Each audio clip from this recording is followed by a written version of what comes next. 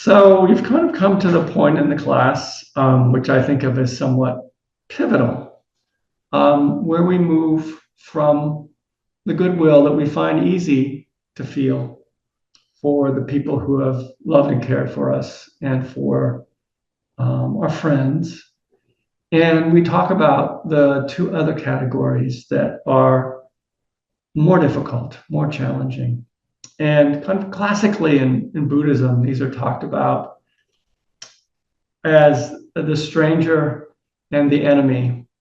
Don't be fooled by these words. I mean, another word for the stranger are people you feel neutral about, people you feel quite comfortable ignoring. They don't register in your world. They don't register in your social world of importance. And so they might not be strangers quite as that word indicates, but the word is trying to talk about a category of people we don't know well, usually, and that we don't have a lot of relationship with. So those are the strangers. And enemies, of course, we're all egoic beings, and egoic beings like to think well of themselves. And so I don't have any enemies, we say. And so sometimes it takes a certain honesty to say, okay, if I'm feeling aversion towards someone, that's falling in the enemy category. Most difficult people fall into that official category, that they are in some way people that we are putting up a kind of pushing away, we're putting up a barrier for. We feel some sense of fear, some sense of threat, some sense of encroachment, whatever it is that we feel. There's something going on in their direction, and it's active, unlike the stranger, which is often just a kind of neutrality and indifference. The enemy is someone who's we put more kind of onus against. And so at the heart of this is the deep human tendency to identify. And so we have ways we like to think of ourselves, the sort of people we think we are, the sort of values we think we hold. And we tend to want as our friends people who hold those values, who view things similarly to the way we do. And so when we're around our friends, we get reinforced the sense of self that we want to have, the goodness. They reflect back to us that we're good, that we're lovable, that we're kind people, that we're somebody they want to be around. Every invitation that a friend floats is kind of a statement, I like being around you. I want to be around you. I recognize your goodness. And so we naturally gravitate toward people like that. And so, but there are also people who don't make us feel that way.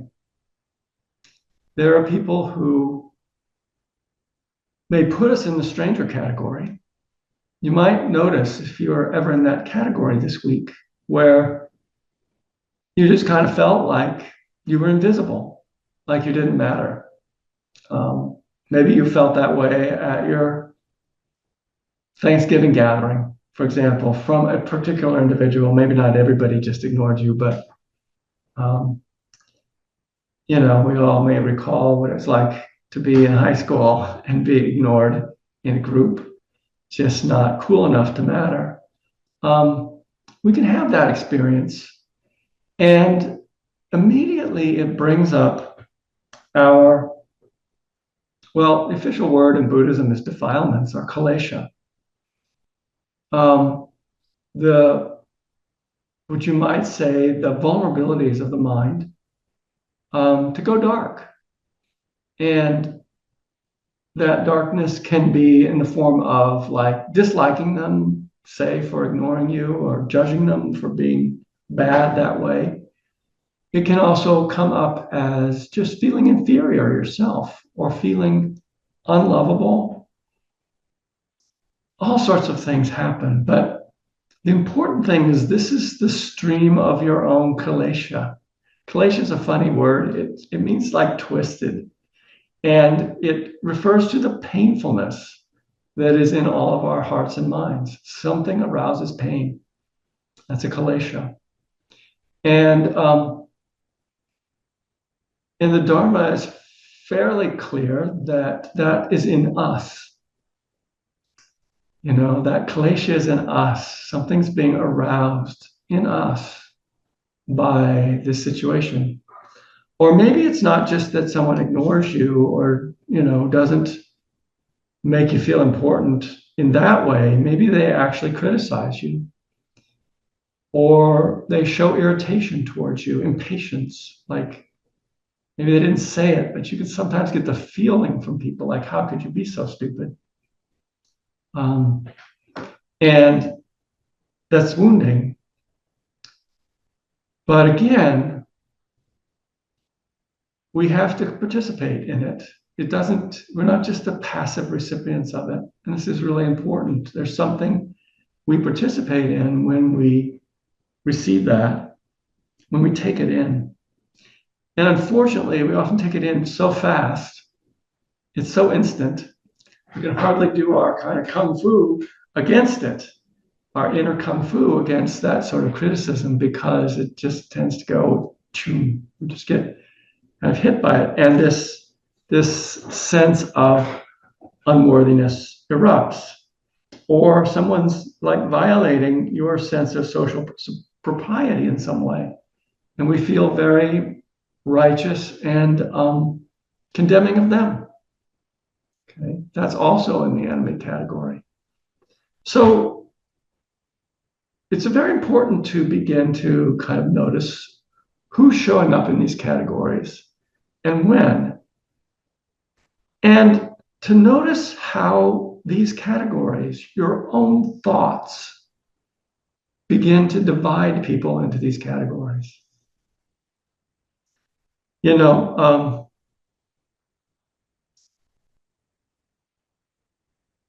I'm going to guess that for many people here, there's a category like Trump voters that has a certain valence to it.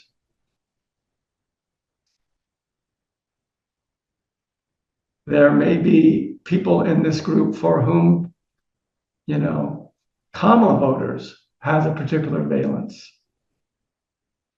I doubt that everybody's completely neutral about that. And yet, it's just to be really, really simple about it. We have to see how the mind is dividing people and categorizing them according to an identity. And every identity shrinks a human being into a category. Every identity falsifies reality in some very important ways. But particularly our negative identities that we apply both to ourselves and to other people. You know, sometimes we apply it to ourselves when we turn on ourselves in judgment, but sometimes we apply it to other people. And if you'll notice, the mind has a thought, and the thought is like woven into all sorts of images and feelings that get applied with that category, whether they're true or not. We kind of reduce things in these categories.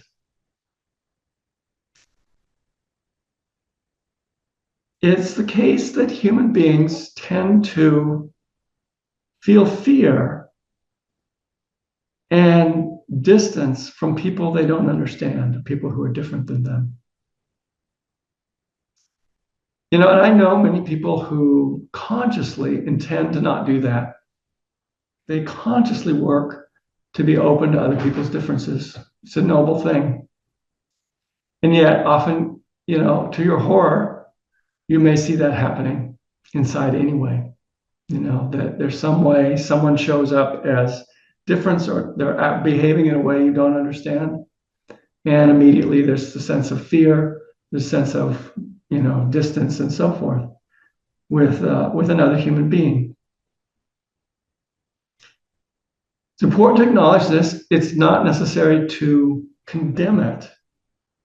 Wouldn't necessarily be helpful. It's a human tendency. And it's important we observe that in ourselves so we have some mercy towards seeing it in others as well.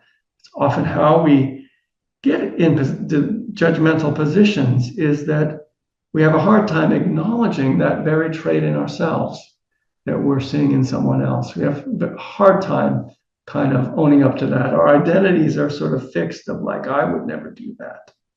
I'm not like that. Our identities get kind of rigid when we're saying that I'm not like that. And then, damn, but you do that, and then you might notice yourself doing it. I'll pick a really simple example. Someone cutting you off in traffic, and the kind of feelings you might have for them. I mean, some of it is just fear, if in fact they put you in position of unsafety, but it's clearer when they actually don't. And there's some way that, there's something inside that gets activated. Your klesha gets kind of activated. And who is suffering in that moment? You, not necessarily the person who cut them off. And I think that the universe has it out for me about this, because when I get irritated about that, I then find myself sometimes cutting someone off, and realizing, oh my God, I just did that to somebody. Or I just pulled out in front of them and made them really slow down because I didn't allow for enough room. So there's these sorts of driving habits that are starting to be like opening up for me. Oh my, I do that too. And yet, there's this place inside me that wants to feel superior, wants to think I don't do that. And wants to see the other as at fault in a way that I can't identify with. So the invitation is now, the gauntlet has kind of been put down to begin to open your eyes about this, to see, what it is that triggers these feelings. And you might start with people who are close to you, even, like particular things that they do that bring up annoyance in you. And it's important to practice the turnaround so that when they do something and you feel annoyance, that you're really clear, I am feeling annoyance. This feeling belongs to me. It's so easy to make it just belong to them. So easy to do that. So we have to actually pause and say, I feel dislike about this.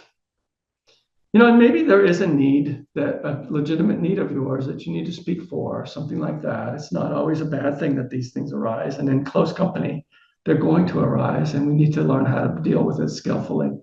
But just as a beginning kind of thing is to just notice this feeling this is mine. This feeling is mine. This aversion,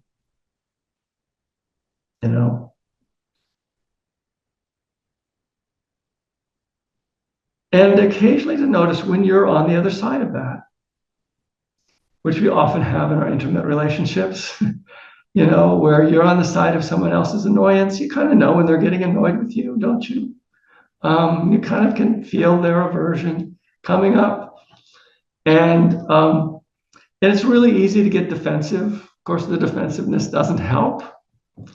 What's really helpful is if you can see really clearly, oh, annoyance is coming up in them. They're feeling annoyance. They're suffering. It's actually suffering you're witnessing in this most basic form. As it is with you, when there's this sort of irritation happening, you're suffering, aren't you? It's not a good feeling. So to say this is suffering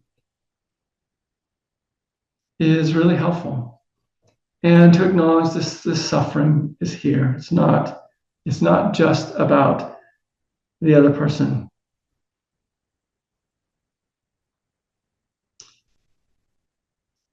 So some reflections are really helpful. One reflection that I suggest that people do regularly is that no human being fits my construction of who they are. No human being fits my own ideas or construction of who they are. To have the humility to admit that my thoughts are crazy. You know, they are not completely crazy. Obviously, our thoughts have some basis, but people are always more than what we're making them. And we tend to make them, in a moment of irritation with my spouse, for example, I forget that she's someone worthy of love. I forget that she's a tender human being that needs to be treated with care. And sometimes I speak with a certain energy in my voice that I know will bring up her defilements, in ordinary language, hurt her, And so there it is, this mind state kind of clouds us and makes it really almost impossible for us to see the wholeness of the person who's in front of us. This is really, really profound, if you can let it into your heart, of how these moments of aversion just cloud you. Or moments, of just ignoring people. I mean, some of this is, of course, is social necessity. Some of it is, politeness even, not to feel like you have to engage absolutely every person on the street. But once in a while, there's somebody actually right there before you that could be given your attention. And just notice how our minds may kind of just shrink the person next to us to the person who's just there in line, rather than, this is a whole human being. This is a complex human being I don't even know, who has years and years of experience, years and years of, doing things, and I don't even know it. It's a humbling kind of reflection. So that's sort of reflection number one, just to reflect how human beings are more than we think of them, if we can put it that way, more than our construction of them.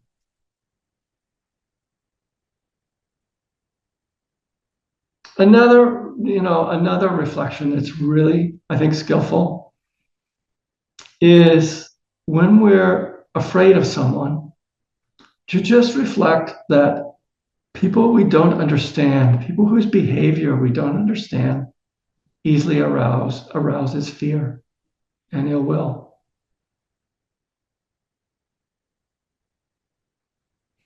And the reflection in a very simple way, it kind of moves us just from a reactivity of fear to just kind of admitting, here's a human being I don't understand. Perhaps their behavior has a context I don't know. Oh, most certainly their behavior has a context I don't know. That if I knew that context, maybe I would respond quite differently. So I realized as I sat down to teach the class that I was going to read a little passage from a book, and that book is now in my suitcase by the door. So I'll just tell you the story without being able to read it. But it was the story, this was in a magazine, this story about a woman who was a nurse and was feeling really pretty good about herself as a nurse in terms of her relationships with her colleagues and how she treated her patients. And yet there was a new nurse that really annoyed her and would just say things that would get under her skin and feel just a little too ingratiating, just a little too trying to get on her good side. And she was just like not having it.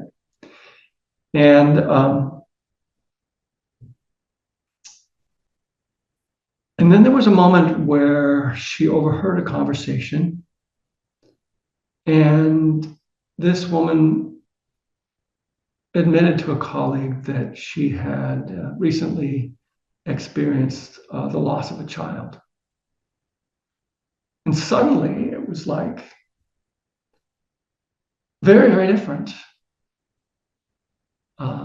In that context, the sort of persona that this person was maintaining at work made complete sense. She had to go through her work in a way that felt kind of artificial because her heart was broken to pieces. And that's in some part of her moved in to say, okay, I'll help you function. So that could be understood. And so suddenly, somebody's like, what could be irritating as a kind of a, just a persona. Sometimes people have these things, and that tends to be not let us feel close to them. There's a reason for that. You won't always get to know. In this case, someone got to know. So in that case, we do what we can, which is to have the reflection. I don't understand. This is a person I don't understand. And this can work very helpful, can be very helpful. For example, when, I don't understand a person's point of view. And they have a very different political point of view than we do. And it's very easy to immediately start marshaling arguments in our heads for what they say and why it's wrong and why they should look at it differently. And even, we might not want to admit it, we're getting a little bit of self-righteousness going. We're feeling a little bit of superiority. Don't admit it. And so how do we back off from that? I think one of the easiest ways, and again, I think in learning Goodwill, do it the easy way. Do it the easy way. And that reflection of, I really don't understand. And you can actually say that. It can sometimes be just a really refreshing thing to say in a conversation. Yeah, I don't feel I really understand your viewpoint. I can't quite get my head around that. Maybe that's an opening for more discussion. Maybe it's not. But what happens inside you, notice how the feeling tone changes. Notice how suffering diminishes when you just use a simple thing like, I don't quite understand this. I don't completely understand how this human being feels in this situation. Maybe they've experienced things I never have. Maybe they have a different genetic makeup than me. Maybe they go into a situation and maybe they've had trauma and they go into a situation and they see everything that could possibly go wrong, every reason why they should feel unsafe. And at a certain point, sometimes that can be like, oh my goodness. But just that reflection, maybe I don't understand. Don't understand what it is that this extreme reaction is about. It softens the heart. It creates an opening, and it makes at least some of your kleshas, some of your defilements, go back in their closets. Retreat a little bit. Just that admission, I don't understand. A third reflection that I'm going to introduce here that I think is really helpful is to see the goodness in everyone. This is a tough one. It's a very tough one. But I think sometimes we get too complicated about it. This is another story I was going to read. It's in the book that I left in my suitcase, but I can tell it without reading it. This is a story of someone who was a parent of a Down syndrome child who, is kind of in our labeling of things that falls into this disability label. But as this person was writing, they were saying this individual actually has a super ability. They have a super ability. And that ability is to kind of cut through people's defenses.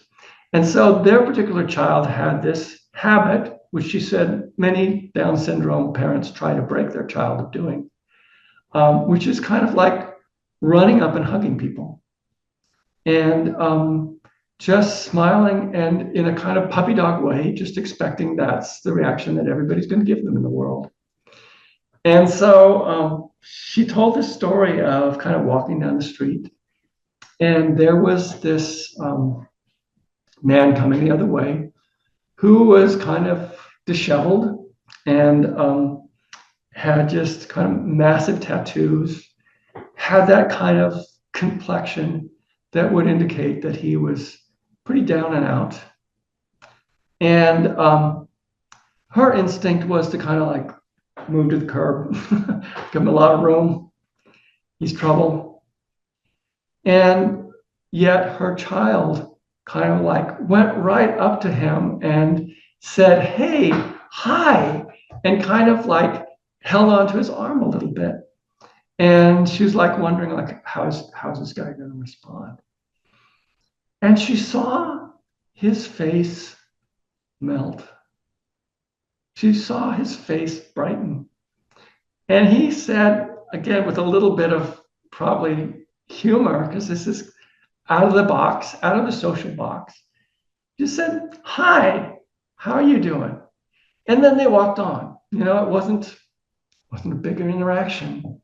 But the super ability of this Down syndrome child was to not see people in the categories that the rest of us who are supposedly brighter, meaning we've absorbed more social conditioning better than he has, was able to kind of cut through to that most basic level of human beings. We all want to be acknowledged. We all want to be met with affection, don't we? Is there anybody who doesn't? And so the reflection about goodness is simply this. All people want to be happy. As a kind of a basic goodness, we're all aiming for happiness. There's not any exception to that. There are some people who act extremely unskillfully in their pursuit of happiness. I will acknowledge that. But somewhere inside, they are trying to take care of themselves. They are trying their best to find a good feeling inside, even though they are doing it quite unskillfully. So that's a powerful reflection on kind of basic goodness. If you want to think of it, it's a part of Buddha nature, that we are born wishing happiness for ourselves on some level, wanting happiness for ourselves. And that's true of everybody. And the second part of that is we all obscure our goodness by being kind of lost in our self-centered reactivity to things. What I called Kleshas, we're all so busy being appropriate, being afraid, being whatever, and categorizing the people that we come in contact with. Okay, this is somebody good, that's somebody not good. We're doing that constantly. We're filtering that all the time. And that obscures the radiance of our nature, the kind of high of our nature. The hello, there you are. We are both beings together here. Isn't it wild? Isn't it cool? There'll never be another moment like this again, just like this. That is kind of the most basic level of life. And our self-concerned thoughts obscure that.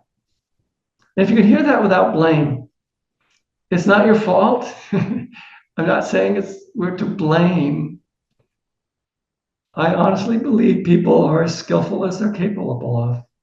And that the solution is teach them skillfulness and treat them well. Treat them with love and affection, and they'll blossom in their own time. It's my sense. But to know everybody wants to be happy, and we're all kind of like preoccupied in our own heads with the categories we've created and the concerns that are floating around in there, many of which are based in our identities and like how we want to be seen and how we don't want to be seen, both by others and by ourselves. All that stuff cooking in there, it blinds us. So, there you go. Just a suggestion of how to like negotiate the next week and to continue to notice who arouses indifference. You might not think that's an arousal. That might not be the right word. Who gets your indifference and who gets your fear or ill will? Fear is kind of a type of ill will, but I sometimes think it's in a little different category. But it's that same kind of pushing away. So yeah, let's see. I had put down.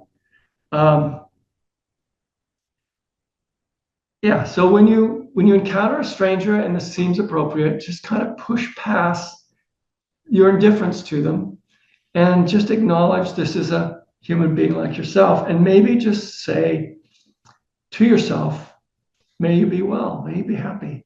I hope things are going well for you." It's really simple.